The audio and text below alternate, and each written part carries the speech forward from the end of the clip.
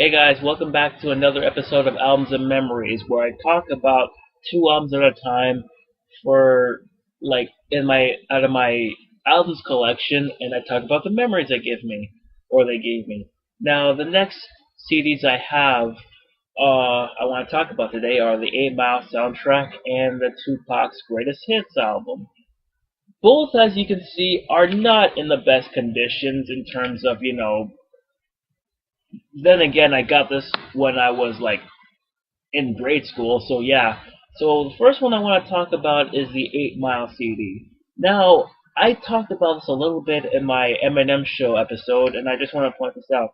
You see, Eminem was huge, and Lose Yourself was a big song, like a really big deal. Like, it got a ton of airplay, but it was at the point where it's like, oh, this is actually really good. Like, airplay, like, they didn't overplay it, but you can understand if they did or not. And when I was at a birthday party, I wanted the Eminem Show, but uh, the person who I asked the Eminem Show, because she asked what I wanted, I said the Eminem Show, and she's like, "Oh, when we got there, it's like I couldn't find the Eminem Show because it was sold out. I got you the 8 Mile soundtrack." And I was like disappointed. I'm like, "Oh, okay, I'll listen to this." And my dad's like, and because he just pointed at this, see this? Right next to the broken crack here, yeah, parental advisory. Yeah, that's what pretty much got me. It's like, no, I'm keeping this in the car because there's going to be a ton of swearing. I'm like, well, here's the thing. I'm in grade 6. I know what swearing is. Kids might be polite a lot of the time, but they know what swearing is. They've watched movies. They have friends around them who swear a lot, like say the F word a whole bunch. So it's like, yeah, there's nothing to it. Like I don't have. It's like, yeah, man, I don't know, maybe. Like I understand where you're coming from, but I'm not gonna emulate what I hear from here. Like usually the only thing that actually like gets me to my dad used to play this in the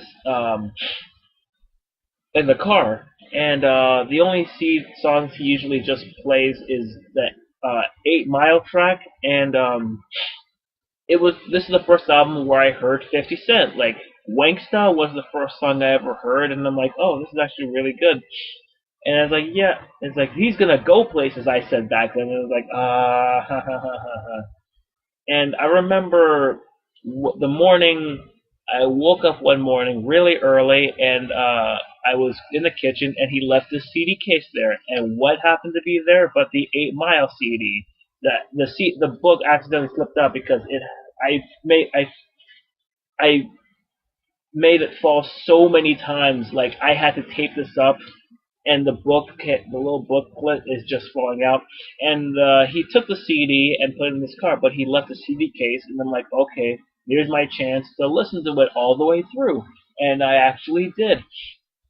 And he was at work, and I'm like, okay, any minute he's gonna come back, so I'm kind of freaking out while I'm playing the CD. I'm like, okay, I know this song, I'm gonna listen to this entire 16 track album. And I'm like, okay, okay. And I'm like, okay, I'm gonna do this. And I'm like, 50 Cent, I know, boom, like all these albums.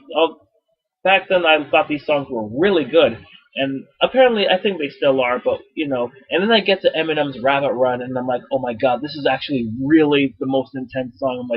I'm thinking of him rapping on back then. I thought about him rapping on a clock, a huge clock, while he's just rapping and writing, and he's trapped and he just tries to get out of it or something. Like he's trying to get through these rhymes and lyrics, and then it's like, oh my god, this is really, really intense. This is just building up, and my heart was in my chest mostly because I had a fear of getting caught while listening to this album, because I thought my dad would actually come out of nowhere like, what are you doing listening to this? And I just wanted to listen to this. And so I listened to it all, and yeah, without getting caught, and I'm like, oh, this is actually a really intense album. But I didn't know really much intensity because I didn't know what metal music was. I just heard of hip hop, R&B, and some rock. And yeah, this was a really good start for me. Mostly because it just reminds me of me trying not to get caught. Eventually, I ended up getting to keep this album on my repertoire, even though I haven't listened to this since 2006. But I remember the memories it gave me mostly because I parental advisory, like it was forbidden fruit for me. I mean, eventually I got the Eminem show, as you can see, but whatever. Eminem, 8 Mile Road. Everybody knows it as an Eminem CD, but it's mostly pretty much a soundtrack. And the next CD I have is not mine, but my dad's, and it was the Tupac's Greatest Hits album. Um, oh, okay. uh, yeah, I didn't take much good care of my CDs back then. And my dad actually, I think, has the second. It's a 2 disc CD. I used to listen to the second disc constantly because I couldn't find the first disc, and my dad constantly blamed me for like losing the first disc, even though, like as you can see, the cases I usually kept were not in the best condition. They were still in pretty good shape. Like, not in pretty good shape, but I still kept the CDs. I can't find the second disc, but I still have the Ants in Your Pants album. Yeah. So, yeah, again, all I could say is that I used to listen to the second track a lot. And later on, when I had my first CD, I always had, like, this out, like, a lot of Red Hot Chili Pepper songs and Tupac because I'm like, I want to mix in rap and rock. And then eventually, when I got another MP3, I'm like, no more, like, I want to listen to mostly rock and just get away from it because Tupac is a great rapper. I just don't want to hear it anymore. So yeah, I don't have much to say about this album because I only listened to disc 2, and I used to like really kind of moderately listen to it on occasion, and I just remember dropping the CD like I dropped this CD the cases, like I always just drop them because I had butterfingers, and eventually I flat out decided, you know what, I'm just gonna go ahead and not take better care of my things, like specifically the CDs I have, like the Tupac CD. Uh, I could say that no matter how in bad condition the cases were, the CDs were always in top-notch condition. And so, yeah, that's all I got to say about the Tupac one because I don't have much to say about it except, it introduced me to how Tupac was back then. Not back then, but when I was in grade 6 and I just wanted to like be like everybody else and just listen to rap, hip hop, and R&B just to be part of the crowd. And then eventually, I grew out of that a little bit and just went on my own and listened to what I wanted to listen to outside of the norm. And I still listen to Eminem. Tupac not as much because, well, he's dead, and I'm pretty sure they mined out all his material after he died.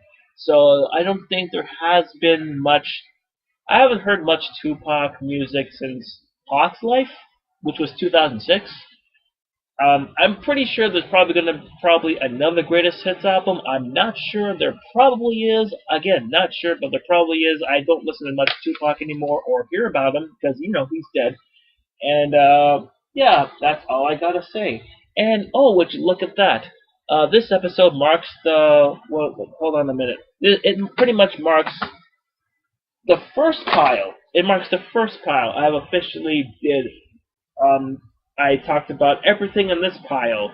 So until the next time,